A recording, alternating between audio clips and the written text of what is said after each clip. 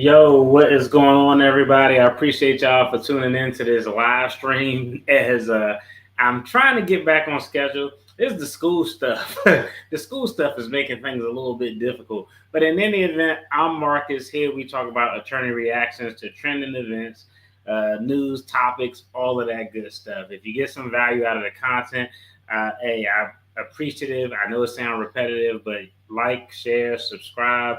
If you want to give extra support, become a channel member. Salute to all the channel members. Salute to my sis, Maui. I appreciate you for giving out memberships. Yo, I appreciate you. That's dope. I'm very grateful for all the support, especially the channel members. A big salute to you all.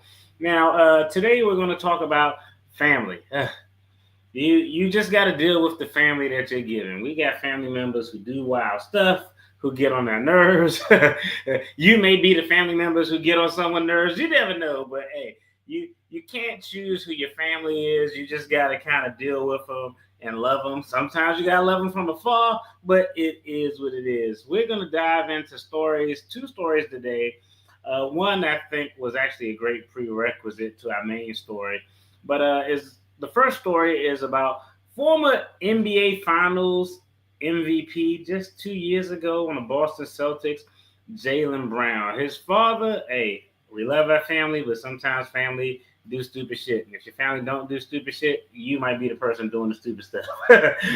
But NBA All-Star, former Finals MVP, NBA champion Jaylen Brown, his father found himself in a sticky situation that ended him essentially in custody. A situation in Las Vegas kind of got out of pocket, so we're going to dive into that, talk about the legal nuances, assault, aggravated assault, attempted murder, which is potentially the charge here, which is the correct charge, what's the distinction, why is one charge over the other. Then in our final story, we're going to talk about Rampage Jackson's son, Raja Jackson, who, hey, y'all know if you watch this channel, I'm a wrestling guy. I love the WWE stuff. Got himself in a real sticky situation. We're going to take a look at the video. I'm going to give some background that led up to this event where we got to break down some wrestling terminologies, but we're going to look at that story from his criminal exposure, but we're also going to look at it from the civil liability. Is there any on the actual wrestling promotion itself that the wrestler who got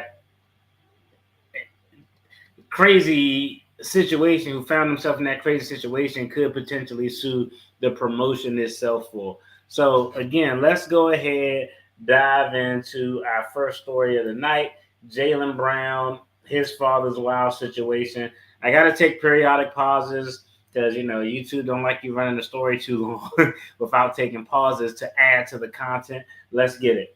Ago, when the father of details all of this happening almost 24 hours ago, when the father of Jaylen Brown, Quentin Marcellus, ended up pulling up to this parking lot out here and ended up dinging his vehicle next to him. That vehicle was occupied at the time by Cross Tupola, a 28-year-old youth football player who stepped out to check the damage. Heated words were exchanged between the two men. The victim ended up asking Brown, who, as you mentioned, stands at 7 feet, weighs 300 pounds, and is... We got to stop it right there. This dude's 7 feet tall, 300 pounds. Jaylen Brown's father was a former professional boxer.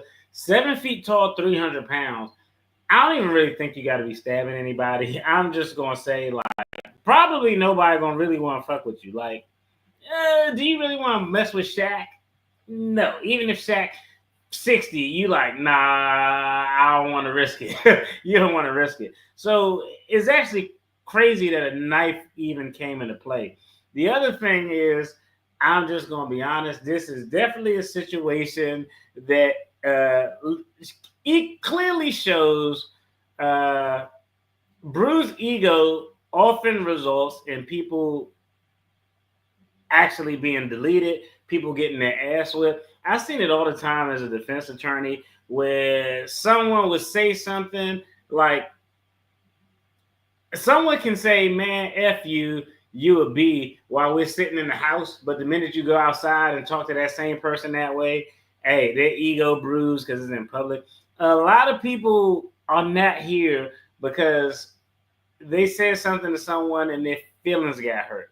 Hurting somebody's feelings to somebody who is down with trigger play, gunplay, knife play is a fast way to get a person deleted and not being here. So all of this stemmed from ding in a parking lot on a car.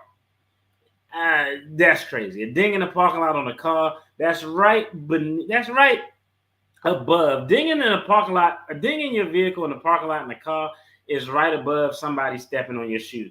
That's how ridiculous it is. And I've been in the parking lot with a really nice car, and somebody just backed right into it and hit it. And oh, believe me, I was pissed, but it was crazy too because the parking line stopped like here. My car, it was a big ass car, so I'm parked, and it was a little bit over the line. And this lady came and backed into my car, and I just kind of looked out to make sure it wasn't jacked up, and it wasn't. And her first response was, "You were so far over the line." I was like, "No, she didn't." But hey, it is something that can escalate. But that's the facts around this thus far. The former boxer, if he wanted to fight, Brown ended up agreeing. As the victim walked away, Brown allegedly pulled out a knife. Witnesses say Brown stabbed the youth coach as many as 25 times, first to the back, then multiple times in the abdomen. In that police report, just hearing the facts, where he's sitting is exactly where he needed to be. Just hearing the facts. I mean, unless we get different facts, we don't even got to watch no more of this video. This charge is 175% the correct charge. It's an attempted murder charge. Words were exchanged. It looks like the victim was in retreat mode. He didn't run and punch him in the head. He went, got a knife, started to attack the guy, stabbing him in the back and the stomach over 25 times. 25 times is you essentially seeing red. Like, I don't know. Y'all have ever been in a fight, and people fight differently, but like I can remember being in a fight and like I was actually so calm I could think about it, but other people are in fight and there's no calmness to them. All they see is blood. All they see is red. Like I can remember, we won't go into details, but when the fight was over, I was just like, yeah, I'm cool. Like I was like really so calm because I like being able to think. But some people just see red. 25 times stabbing somebody is an emotional outrage. So it's very telling that that person probably just exploded. That person probably just snapped in that moment. 25 times is kind of overkill. 25 times is 20 times of anything is actually overkill. or just doctors ended up describing his injury 25 times, first to the back, then multiple times in the abdomen. In that police report, just doctors ended up describing his injuries as catastrophic. Whoa, this is crazy. This has nothing to do with this story. Never mind. I'm gonna keep my comment to myself. I'm gonna keep my comment to myself. Let's just finish playing it. Ended up having a defensive cut in his hands as well as a broken rib. Surgeons had to remove a part of his stomach because his bowels were eviscerated, meaning that God, bruh, yeah, you belong exactly where you are. I'm pretty sure that Mr. Brown also probably had lacerations on his hand. It's actually common when someone is stabbing someone, especially if it's multiple times like that, that the person doing the stabbing has lacerations on their hand because, one, all that damn blood will make it slippery. But oftentimes, people are using like a knife, like a kitchen knife, that doesn't have a end like that to protect your hand from sliding off. So that knife will actually slide and cut the hand. I don't know what type of knife it was, but if it was a knife, now, hunting knife that has that bar going across that T-bar handle, you're probably not going to get that slipping motion. But any other type of knife you typically get. So it's actually common that the perpetrator has cuts to his hand as well. That they ended up spilling out. The victim is in critical condition. I talked to his girlfriend earlier today. She didn't want to go on camera, but I did talk to, because she wanted to talk to her attorney, but told me that the coach underwent another round of surgeries this morning. And because I can't hear you, having technical issues, I do want to cover some other aspects of the story. That's crazy. This dude was there to coach a game. It was some parking lot incident with the vehicles. It couldn't have been serious if it was in the parking lot. If it was in the parking lot, nobody hit another person's car going 30 miles an hour, completely obliterating their damn car. So it's very likely that this was something that was minor. People got out, words were exchanged, one person walked away, the victim in this case, and this gentleman essentially lost it. Mr. Brown lost it. His ego was bruised. He felt like he had to do something about it. And at 7 feet tall, 300 plus pounds, he gets a knife and stabs this coach 25 times. There were a ton of witnesses out here who ended up seeing the gory scene and ended up getting a good look at the suspect's Lincoln Navigator. And that dude big as shit. Apparently, I guess he showed up to the courtroom in a wheelchair. I don't want to hear that shit, bro. Even if you're in a wheelchair, if you 7 feet tall, if you're in a wheelchair, you about 5'10". So I don't want to hear it. He showed up in a wheelchair. I don't give a damn about his wheelchair. That's a big ass dude. Like, just whipping somebody's ass could potentially be an attempted murder charge for somebody that size. The cops ended up pulling him over at a nearby interstate. A few minutes later, officers say that he had some cuts, scrapes, and a broken toe. Without being questioned, he admitted that this was all over a door ding, and he ended up. This dude got. Now, I don't know what the relationship is between Jaylen Brown and his father, and it's sad because his name is going to be plastered all over this because of his celebrity. But essentially, his dad crashed out over a door ding.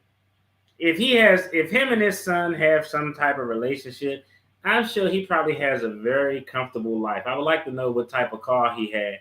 But I'm sure if him and his son have a relationship, he has a very comfortable life. And this dude just crashed out over a door ding. Gone forever. He's probably going to die in prison. Lack of emotional control, lack of situational awareness, lack of the ability to de-escalate a situation. This is actually a sad story for the victim. Hey, hopefully he makes it. If that victim passes away, I believe he's in critical condition. Mr. Brown, you're going to be looking at a murder one charge. Murder one, intentional, premeditation with deliberation, all of that. Refusing a formal interview, but does have a prior arrest from 2016 for battery, which ended up resulting in substantial injury. Witnesses there again. Battery in 2016 resulting in substantial injuries. The prosecution, hey, this is a track record of of whooping people's ass.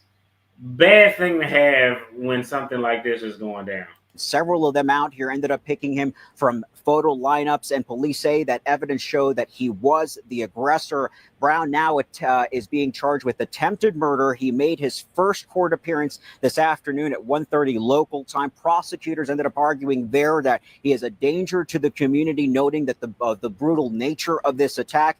And they also pointed out that he may have a possible outstanding warrant in Georgia. They ended up setting bond at $300,000, and if that's actually crazy.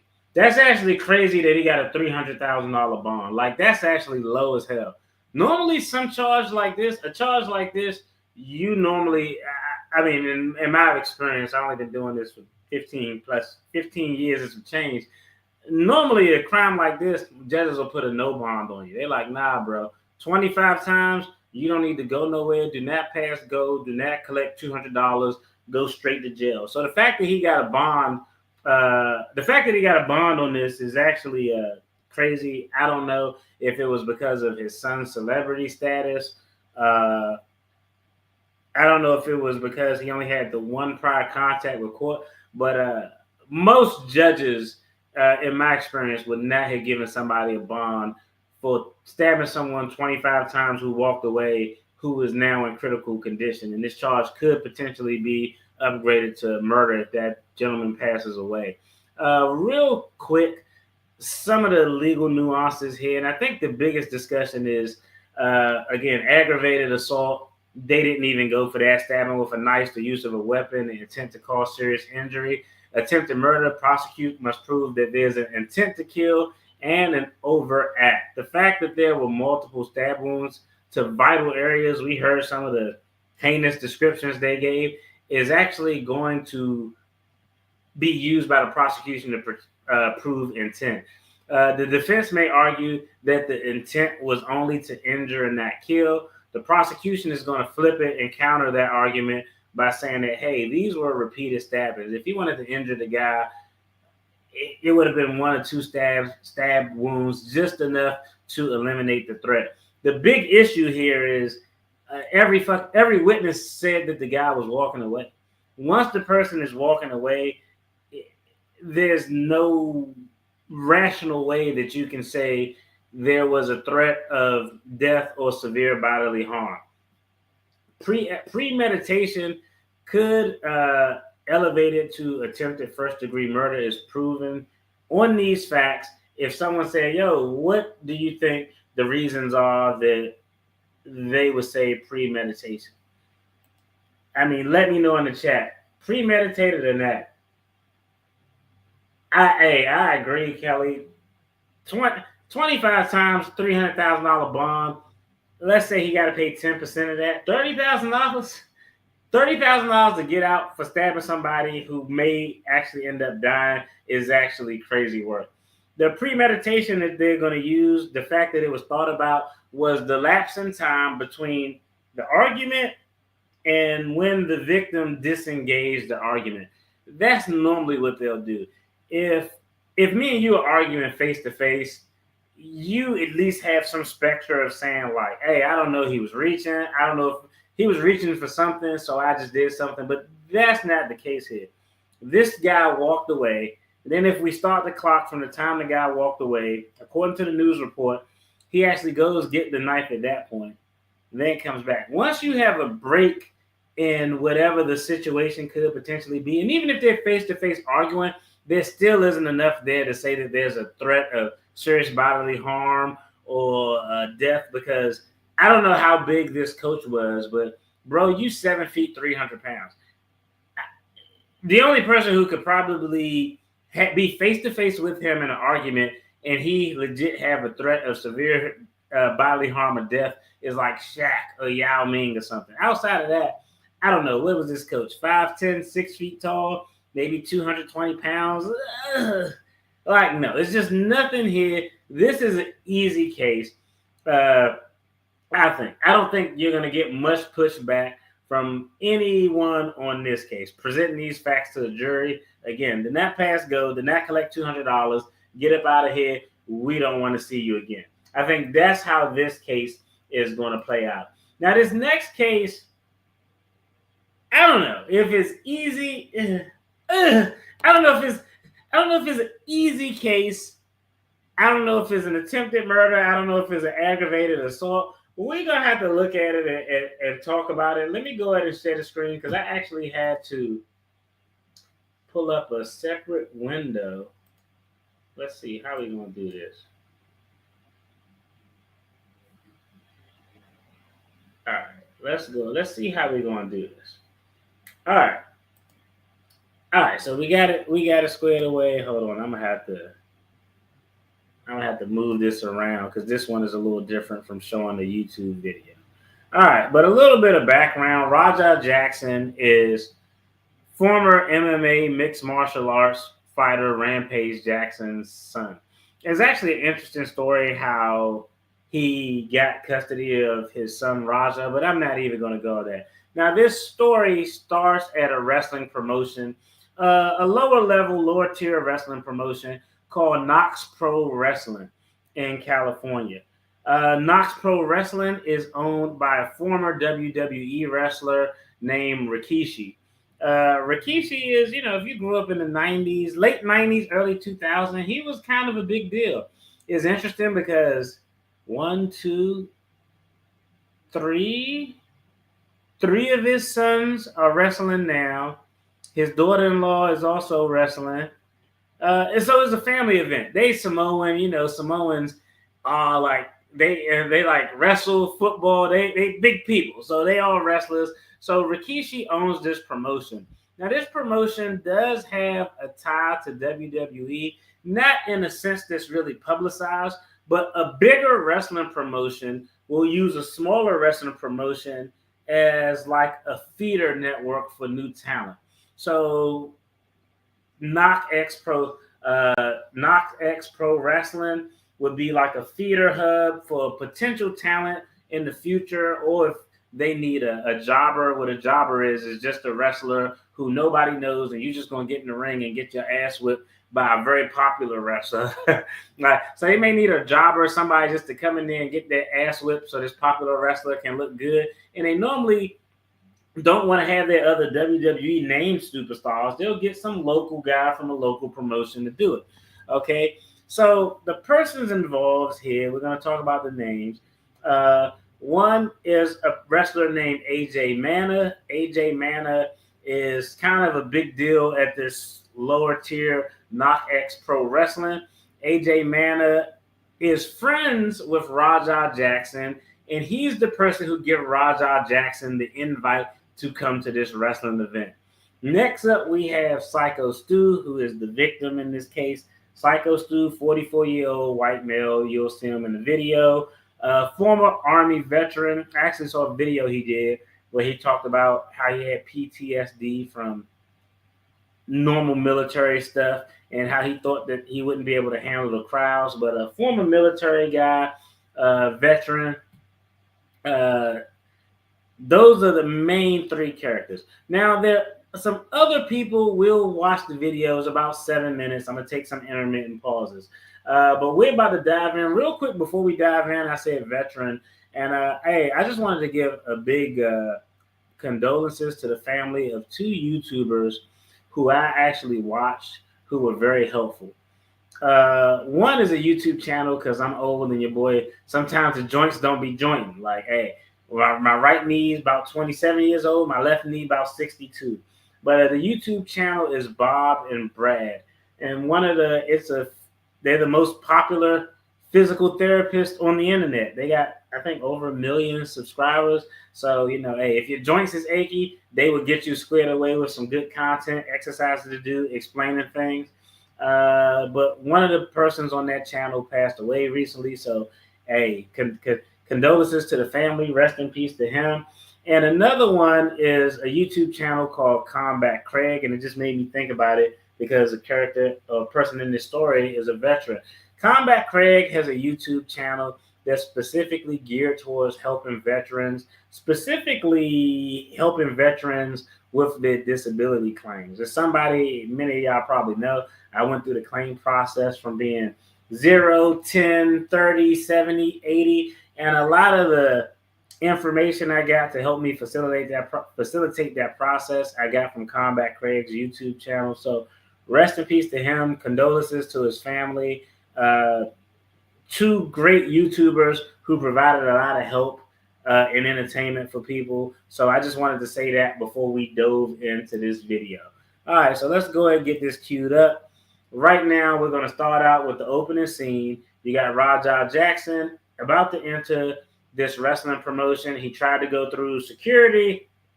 The bouncer at the door. The bouncer wasn't having it. He had to call his man up in order for his mans to come let him in. His man who invite him is AJ Mana, who's a pertinent character in this story. So let's go ahead, play it, and check it out. Let's see. We can close that. Hide that. Obviously, tell you what, Project Vinny just tipped $1. Now, what you're hearing in the background, he's a popular streamer on Kick. So that's his cameraman. He's doing live streaming. You'll hear some voices of, essentially the voices you're hearing, those computerized voices are his his Kick stream, his Kick followers leaving him donations or something like that. Oh yeah, I know, that's terrible. You familiar with I see Maui, you familiar with Bob and Brad. That was kind of sad. I was a little hurt. I was upset by that because those were channels that actually help people. But that's where he at right now. He's streaming live. The robotic voices are messages that his streamers are leaving or donations or what have you. Bouncer didn't let him in. Bouncer went to go get his boy, who's the big deal at this lower tier wrestling promotion. I got peanut all over me, waiting for you to come back home, Daddy. Not two with you. It's just you and him. Yeah, that's it.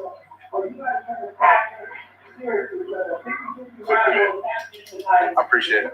Anonymous just takes $1. You, Raja, why did you say the girl in that orange dress? I didn't hear. My bad. I didn't even hear that. So right here, this gentleman with the beard who looks like Dak Prescott at a Chippendales club is AJ Manna, and that's his homeboy.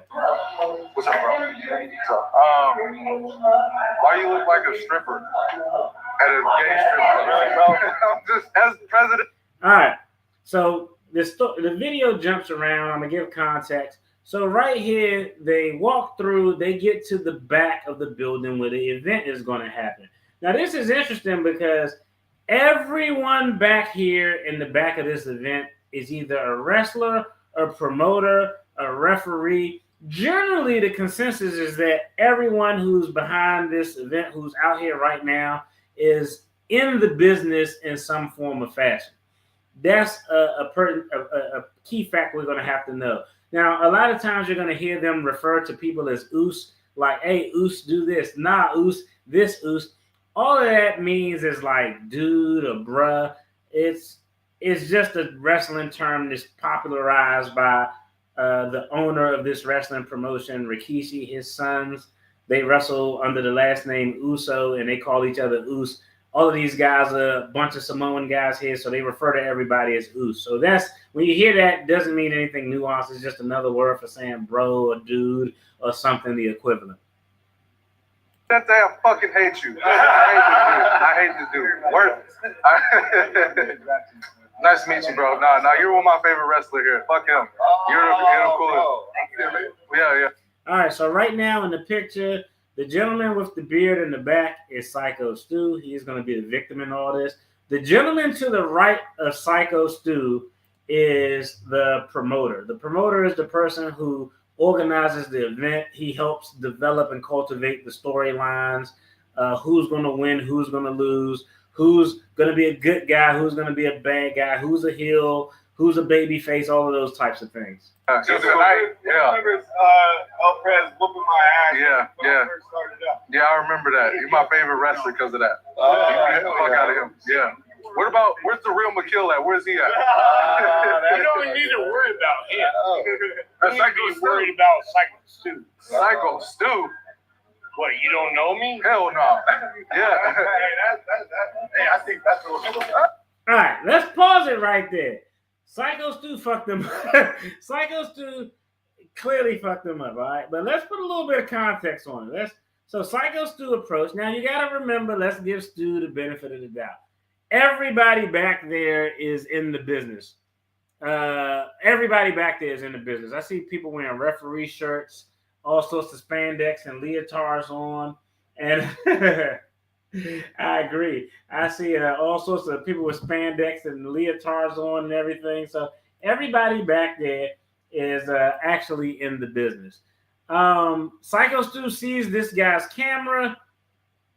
His camera is live streaming. So the presumption is that Syko Stu just completely went into character mode. Like, hey, this is a work. He's a wrestler. He's in the business. Let's go ahead and get this work on so we can get some storyline going. They're trying to make content. That's what they do. It's sports entertainment. It's not sports. You need to be worried about Syko Stu. Syko Stu? What, you don't know me? Hell no. Yeah. Hey, I think that's what. Oh, he's not a fucking worker, bro. Calm down. Yeah, what the fuck was that? What the fuck was that? You don't sell it? All right, real quick, we have to listen to this. This is important. After Syko Stu clocks him in the head, he actually says it twice. After Syko Stu clocks him in the head, the first time, if you can hear it, he says, "You aren't going to sell it." Then the gentleman sitting down, the promoter right here, says, "Chill, dude, he's not a worker." Then Stu grabs him and says, "You aren't going to sell it." Selling it is just, it's wrestling. Somebody hit you, you got to ham it up for the camera. Syko Stu, just from what we can see in this video. Now, there are some discussions on whether Syko Stu knew he was or wasn't a wrestler. But from what we can see in this video, he's giving an indication of like, yo, why aren't you selling me hitting you with this? But if you listen closely, he's going to ask him or say you aren't going to sell it at least 2 times. Listen. One. He's not a fucking worker, bro. Yeah, what the fuck was that? What the fuck was that?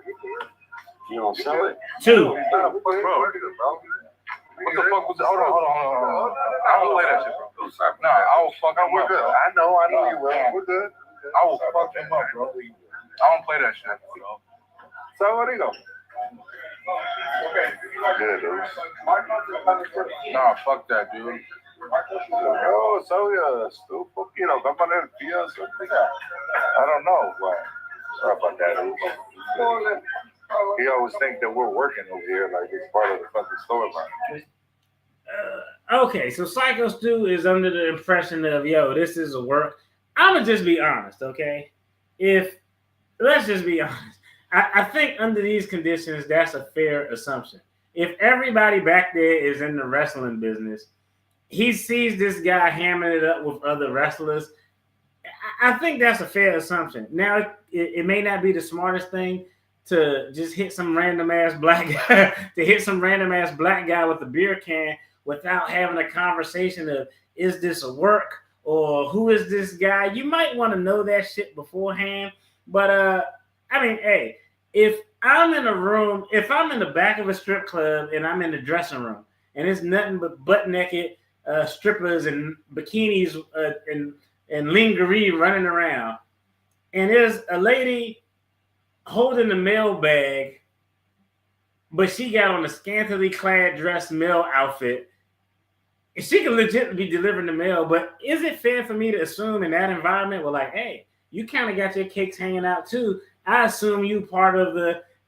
I think that's a fair assumption. I probably could have gave a better analogy than that. But all I'm saying is, he's in an environment where everybody's in wrestling. He assumed that this guy was a wrestler. They're telling him it's not a work. He took his shit off, ready to whip some ass. The fact that he didn't whip his ass immediately with the can is important when he got hit with the can, because that was his time. If ever you were going to lay hands on Syko Stu, it would have been justified. Was when he hit you with that can, you should have teed off right then and there. Had that happened, I don't even think we're having this conversation. I think there's sufficient people around to break it up, considering how that altercation had developed based on what we're seeing. Rampage. That's how we No, bro. Go ahead, Stu. Because he always think it's a work. So he's already not going. Good. Oh, on the left side.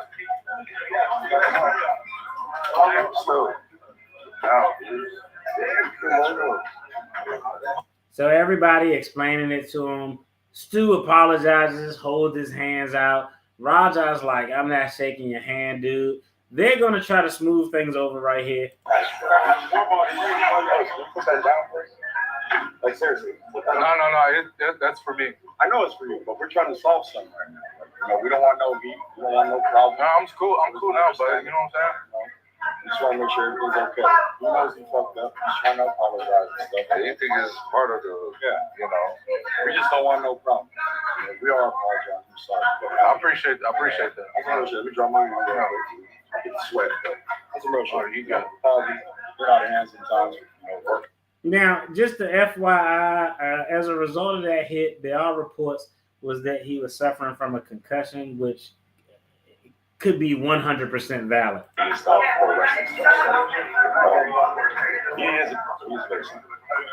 So I understand where you're coming from. I'm a little hot right now, so You know what's the good thing about this? Now to make it something. I'm gonna have you run in and fuck that motherfucker up in the mat. You know? All right, pay attention to what the promoter said here, because this is actually important. The promoter just said, I'm gonna rewind it back. The promoter just said that, hey, we could actually make this into something. Since it's already on video, I'm gonna have you run into a match and F that mother effer up. Those were his exact words. Pay attention, because I think that's gonna come into play when we do analysis on the back end. Think about this, now to make it something. I'm gonna have you run in and fuck that motherfucker up in the mat. You know, ready for that? Yeah. Hell yeah. Talk to the president. Yeah, if you can do that for me, I'll be cool. Yeah. Yeah, let's do that. Hell yeah. I have them run in on your shit in your match. Fucking seal that. Yeah. I'm sorry, bro. Hey, it's gonna all work out. Yeah, as long as I work out. Yeah. It's gonna work out. You know what I'm saying? Yeah. You good. I got you, man. What's your name again? Raja. What's that? Raja. Mm-hmm. Joe, man. Okay. Hey, set it up where who's gonna come in and put him down. I'm straight. No, you good, bro. You good. Straight. Yeah. Oh, make sure he get it. I appreciate it. I didn't know. I thought you were He was hammering it up for the camera. He apologized multiple times. The promoter said, we're going to turn this into a storyline. You're going to interfere in this match so you can fuck that motherfucker up. That's exactly his words, not mine. Yeah, I get it. We're not working out. Well, he's going to come out on your mat, Juice. I know you keep thinking we're working. We're always working. I get it. I get it now. Now you know what I'm saying? We're always working. So we'll set it up. I'll have him come out during your mat so we can fucking seal the whole thing and we'll make something out of it. You know what I'm saying? All right. Well, now you just involved fucking Rampage himself, because that's his boy. Oh, he can handle it. Yeah, I can handle myself. Yeah, I can handle myself. Rampage gonna come whoop your ass. You don't need his dad. He handles his own shit. Yeah, I got my own shit.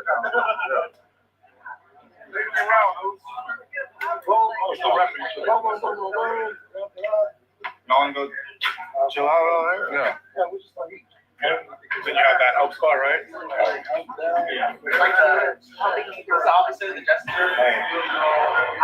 All right, this is important. Real quick, they just are leaving, going to the ring or wherever the hell they're going. His homeboy AJ is going to say, hey, when you get in there, essentially you get a chance to give him a receipt. A receipt is a wrestling term. It's two wrestlers wrestling, and we in there hamming it up, acting like all the injury. And I accidentally punch you hard as shit. You owe me a receipt. You owe me a blowback. I punch you hard. I went too far. You hit me hard. Is equal. And now we get back to the actual work of putting on a performance. That's what a receipt is. A receipt is generally a 1-for-1 get back. You cross the line. Now I'm gonna I owe you. Here's a receipt. Now I'm about to pay up. I get my receipt on you, and now we're even. We get back to a work. I was swing. No. What he thought was he was a pro. And another thing is, even when we are working like that, you don't fucking. You know what I'm saying? So, you know, he's a fucking idiot. Hey. So when you run on all his shit, you fucking give him his receipt. Remember what a receipt is? Give him that fucking receipt. Don't tag this shit. If you got a fucking problem with it, I'll fucking run out there. Now his boy is talking real tough, but he's saying, "Hey, give him a receipt. You know what a receipt is." Does he know what a receipt is? I don't even think he knows what a receipt is. Like I literally have no clue. He clearly doesn't know what's going on. They have no clue. All of this shit is disorganized, in my opinion. But his boys just gassed him up, give him a receipt, tag his shit, and if somebody got a problem with it, I run in there. This guy is a wrestler, and he's acting real tough. But, bro, you are a wrestler. None of this shit is real. So that's the information he got that he's going off of. Tag his shit, bro. I'll get it done. Hey, as long as I get my lick back, I'm straight. I'm straight.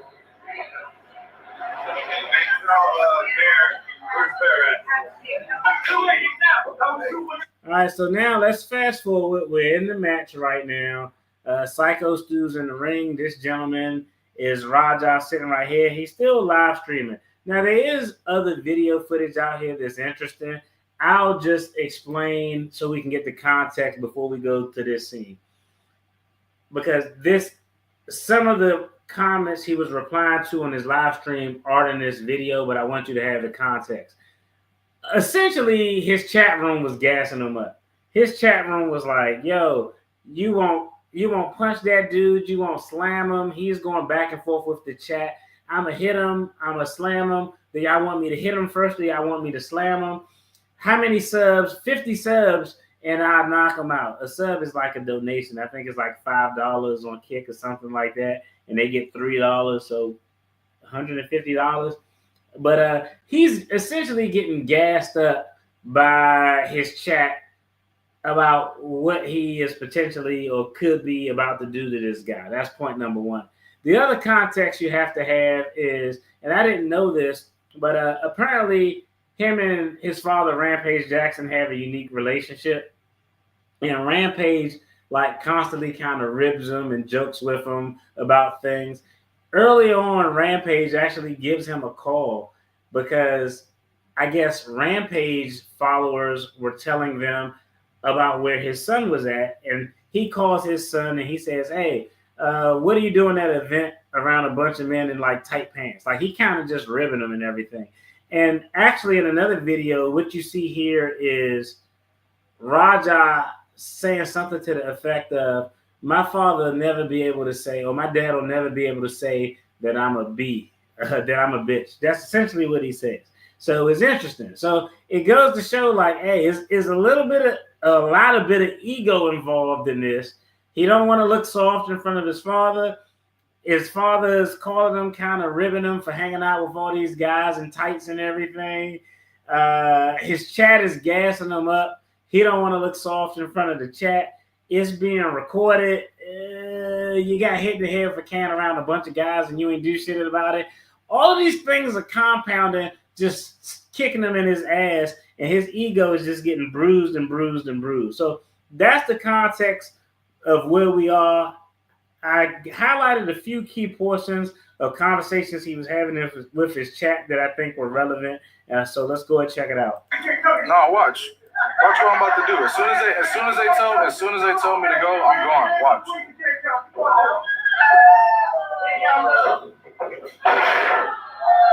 I'm not picking up the dude.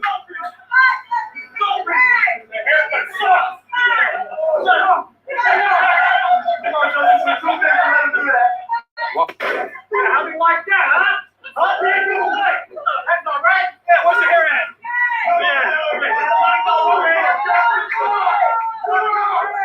Watch what I'm about to do.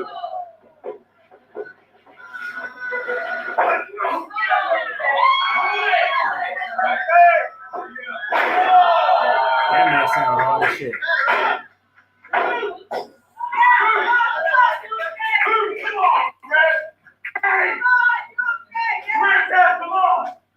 It's not gonna be scripted. I'm telling you that right now.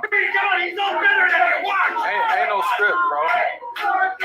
It's not gonna be scripted. I'm telling you that right now. I promise you. But I will tell you guys this. They told me to hit him and just leave. Somebody will pull me off of him and leave. I'm telling you. I'm gonna hit him as many times as I can. Watch. So he pretty much given the blueprint for what's about to go down. I'm going to hit him as many times as I can. They told me to hit him once, and somebody's going to pull me off. I'm going to try to hit him as many times as I can. I'm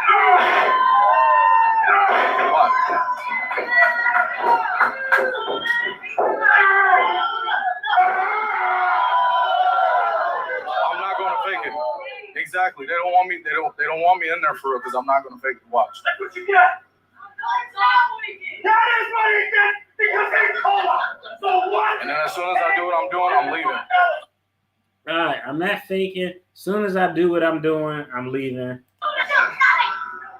He taking off his shit, about to get into the ring. You!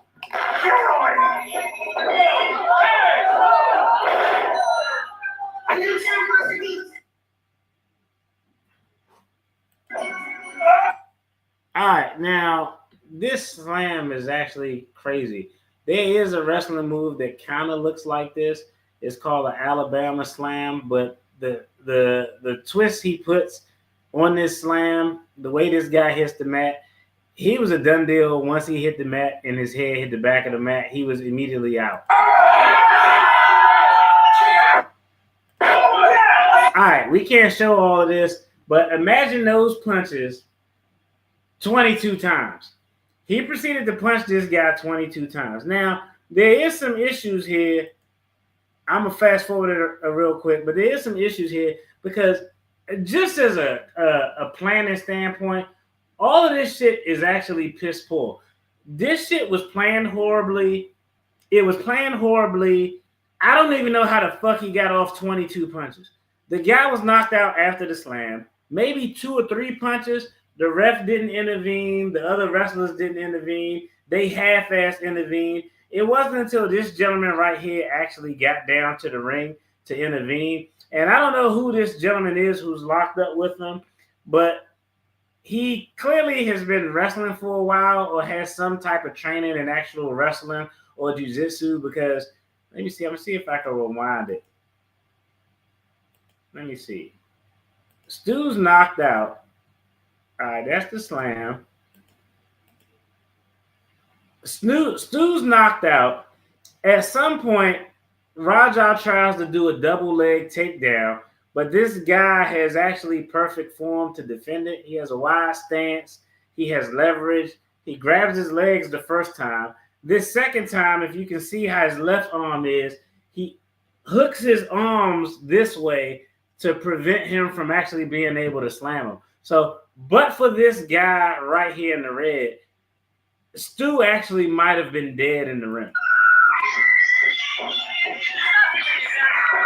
He underhooks his arms, and underhooking his arm, it makes it difficult for him to get the leverage to be able to actually follow through with the slam. Now everybody else comes in a day late, $1 short, a day late and $1 short after all of this shit went down. So now after this, a few things happened. There's some video footage out there of Rampage actually watching this live, and he was like, I hope this was a script. He was like, my son might go to jail. He was hoping it was some extreme version of wrestling, which it actually ended up clearly not being. Now, the most important fact after this video, and I just didn't want to get the video because it was annoying, his friend AJ Mana, the cowboy hat wearing Dak Prescott lookalike guy, he actually did a live stream because a lot of people were coming for him saying, well, hey, you told this guy to give him a receipt. And so AJ essentially trying to defend himself saying, I told him to give him a receipt. I never told him to go in there and do that. If you go back and look at the video, the wrestling promoter was the one who said, you're going to interfere in there in his match and you're going to go in there and F this MFers stuff up. So everybody's trying to throw everybody under the bus. This is actually ridiculous. WWE severed ties with this indie promotion.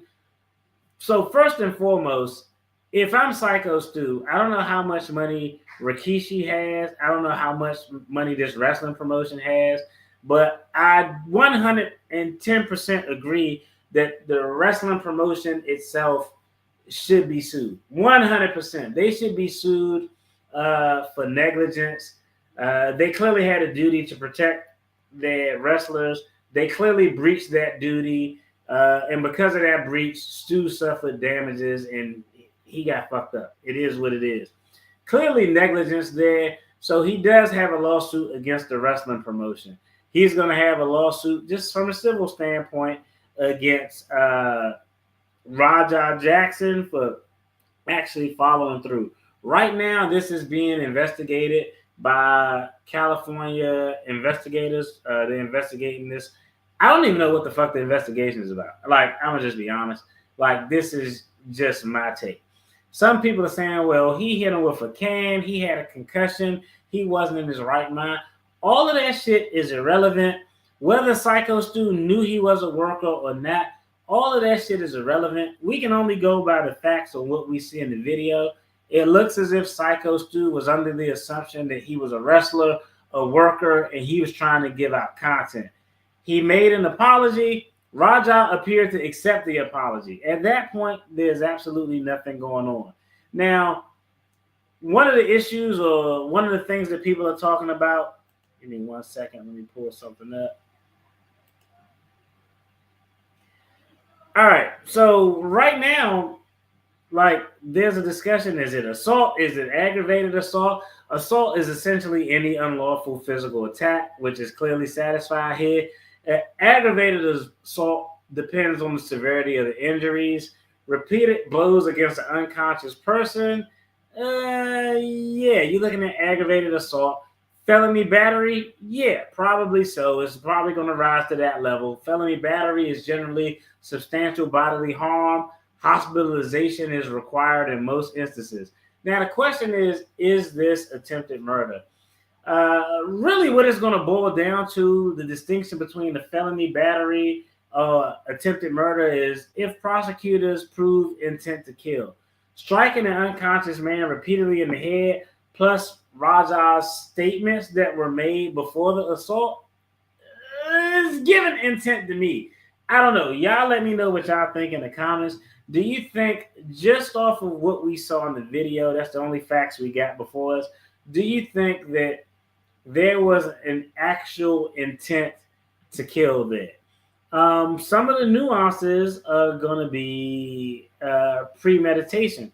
Was this premeditation? What did he thought about it?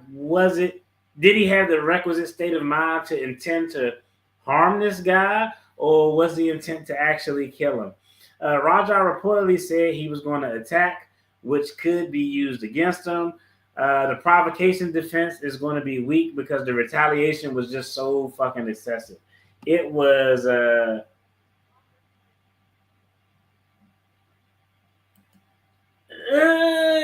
you don't think he had intent to kill, but you think it was intent to harm? I don't know. Okay, let's have a counter argument, okay? I think they're going to argue it both ways. Hey, he didn't intend to kill him. He intended to harm him. That's the only argument that the defense is going to have. I think the problem is going to be all the fucking statements he made. Like, he specifically said, they told me to go in there and hit him once and somebody's going to break it up. I'm going to hit him as many times as I can. I think that goes towards an intent. I think the fact that he's actually a trained mixed martial artist, I think he had 4 amateur fights and 1 professional fight. But the fact that he's actually a trained mixed martial artist is something that's going to add on into that. Hey, this dude probably had intent. And let's just keep it a buck. If the intent was just to harm him or hurt him, he would have stopped after 3 punches. 22 punches. Like, go watch that video. It's actually brutal. It was fucking blood everywhere. 22 punches. And I'll be honest, had that one guy who actually had some balls and had common sense didn't intervene, do you think he would have stopped at 25, 27, 32? How many punches can an unconscious person take from somebody in a dominant position who's a trained fighter before they expire? Like, I don't know. I think the facts are more towards there was an actual intent. I don't know. I don't know. That is tough. I see both sides, but I don't think his statements helped him. There's some video footage after the event where they're trying to get him out of there, and he's all hyped up like, oh, don't fuck with me, and the other wrestlers are coming out and everything. But just in that moment, I don't know. I think there's more facts there to support that he intended to kill this guy than actually just harm him. That's fair. Hey, you're a glass half full type of person. Hey, always keep that. We need people like you around. We need people like you around, right? That's 100. Bundy 101 proof. I think he didn't care if he killed him or not. He was just looking to dish out maximum damage. I agree. I agree. I think it was super excessive. I think there was a reckless disregard for the life or death of this person. Punching an unconscious person, like, yo, even in the street, like, it's very rare in the street. Like, in a street fight, if somebody's unconscious, it's very rare that somebody's going to be like, okay, put his teeth on the curb. Like, that's very rare. It happens, but it's very rare. Normally, if it's a fight in the street, somebody's unconscious. Once a person's unconscious, it's universally kind of broken up. Like, okay, all right, you made your point, bro. I mean, there are some shady, grimy shit that go on, but generally, a person unconscious in a street fight, spectators are going to be like, yo, enough is enough. This is actually crazy. Yeah, he's a trained fighter. 22 punches. Again, this is overkill, but this is the same overkill if we look at the first story with NBA player Jaylen Brown's father stabbing this guy 25 times. When you start getting into the stabbing a person more than them or punching a person more than the amount needed to eliminate the threat or to secure your safety, everybody there is acting off of emotion. They got their feeling hurts and they are wilding out, they crashing out, they seeing red. And that's exactly what happened here. Let's see.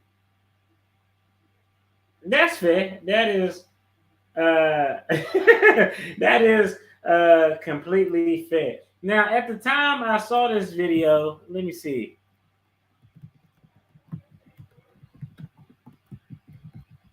Let's see real quick.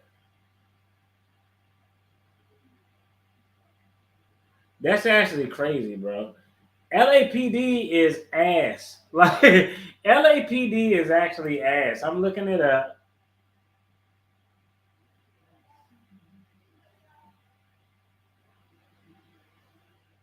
It says, as of now, Rajah Jackson has not been arrested for the attack on wrestler Stuart Smith, known as Syko Stu, which occurred during a live event on August 23rd, 2023. The LAPD has classified the incident as a felony battery, but no arrests have been made yet, and the situation is still under investigation. Rajah's father, Quentin Rampage Jackson, has expressed regret over his son's action, stating that Rajah was recovering from a concussion at the time of the incident. I don't give a damn. I don't give a damn about your concussions. I don't give a damn about how your ego was bruised. All that shit was terrible. I'll be honest, like, I don't see, like, felony battery, substantial bodily harm, hospitalization. 100% you're going to be convicted of that. What is the sanction? Let me look it up. I probably should have looked it up. Let's see what the punishment is.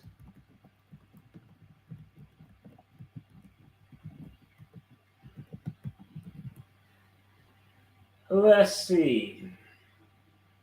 All right, according to California Penal Code 243D, felony battery can lead to severe penalties, including up to 4 years in prison for causing serious bodily injury.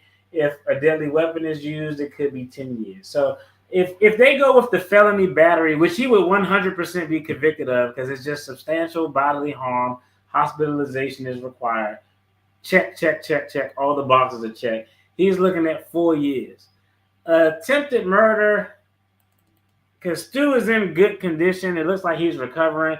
He is aware of what's going on.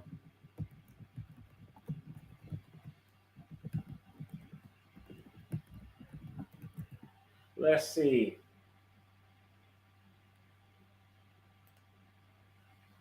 Okay.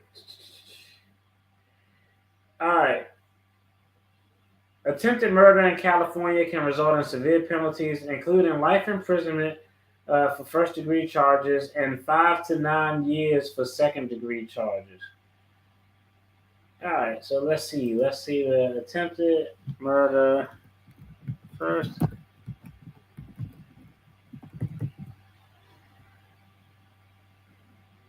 right, let's see.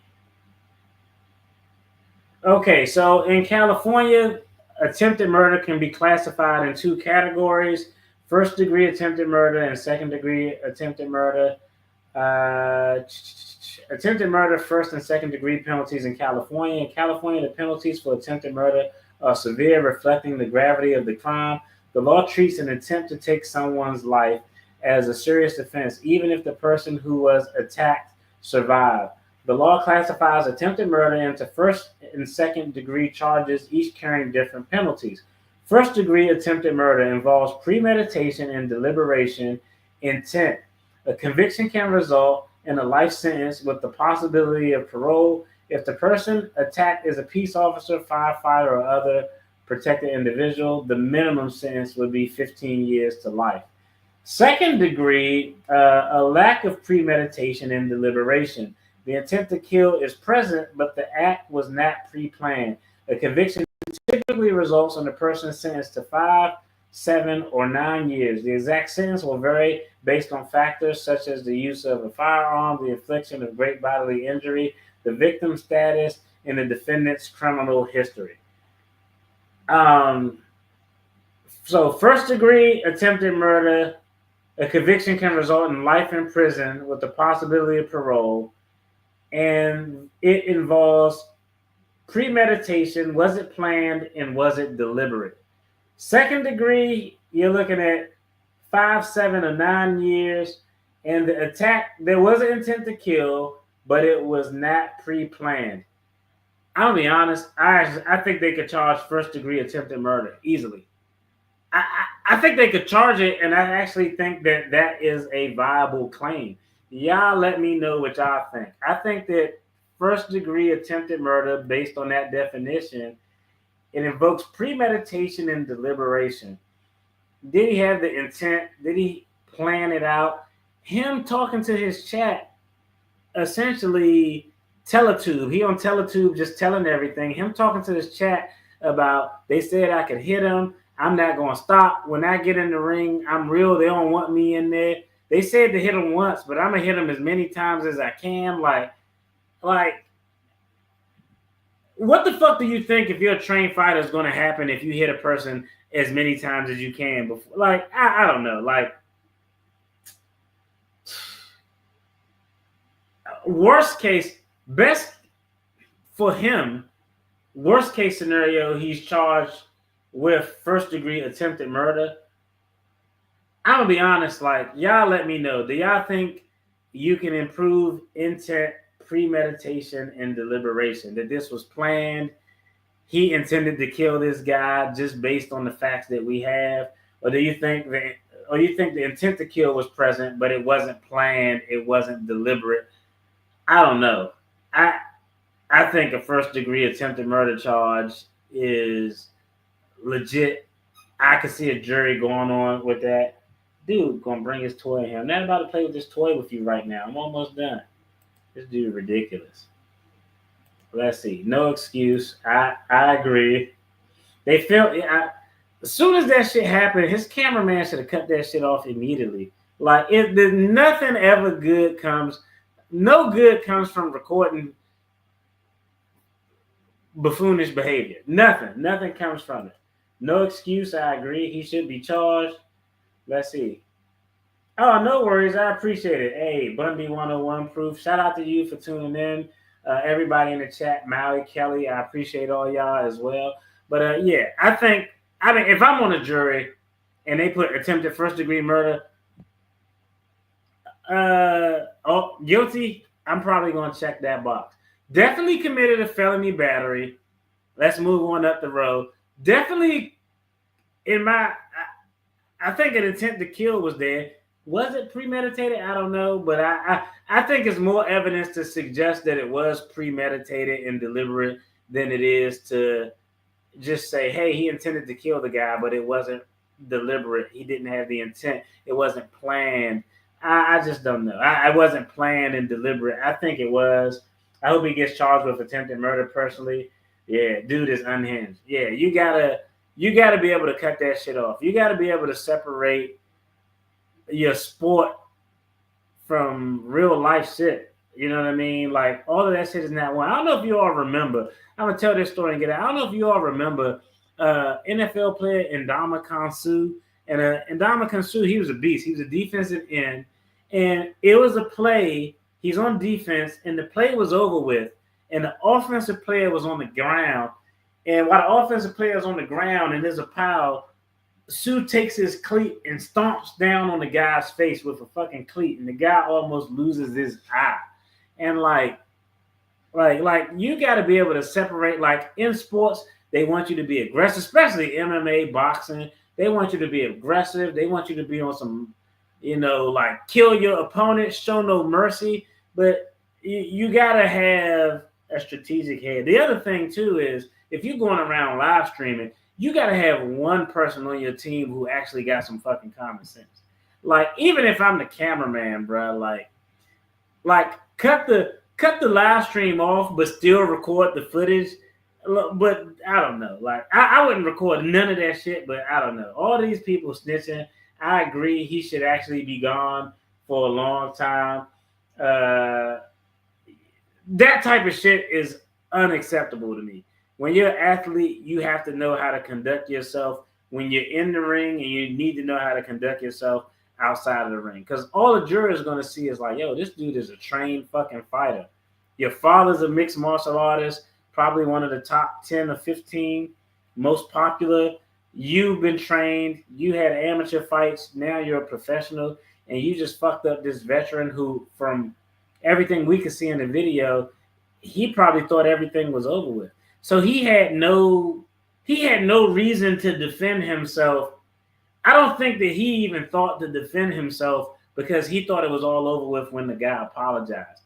So shame on the wrestling promotion. I don't think they explained shit. They should have explained specifically, this is what you're going to do when you get in the ring. You're going to get in the ring. You're going to slam him down. Don't try to fucking break his neck. Throw one punch is not going to be a real punch. Just give him a little shot, maybe open hand, side of the face, hip hop, something like that. I don't think they explain anything to him. So I think that they have a lot of culpability from a negligent standpoint. And that promotion, Stu going to be probably rich as fuck after this.